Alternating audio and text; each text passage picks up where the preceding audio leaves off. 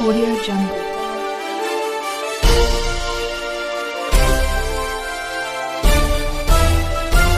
Audio Jungle.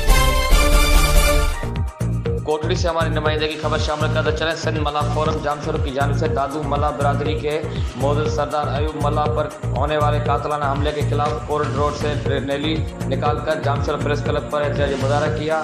मुजाहिद की जानिब से हमलावर की गिरफ्तारी के लिए सख्त नारेबाजी की गई। इस मौके पर ज़हूर अहमद मल्ला, राजा शरीफ मल्ला, दीदार मल्ला, अब्दुल सत्तार मल्ला, अकबर मल्ला और दीगर रहनुमाओं ने मीडिया से बात करते हुए कहा कि सिंध में मल्ला बिरादरी से मुसलसल होने वाली ज़्यादतियाँ और नाइंसाफ़ियाँ हद से बढ़ गई हैं। हमसे जीने का हक भी छीना जा रहा है, जिसकी वजह से सिंध की मल्ला बिरादरी में हसास महरूमी बढ़ती हुई चली जा रही है। लेकिन अफसोस कि पुलिस ने अपना रवायती अंदाज नहीं छोड़ा और जवाबदारों की गिरफ्तारी अभी तक अमल में नहीं लाई गई।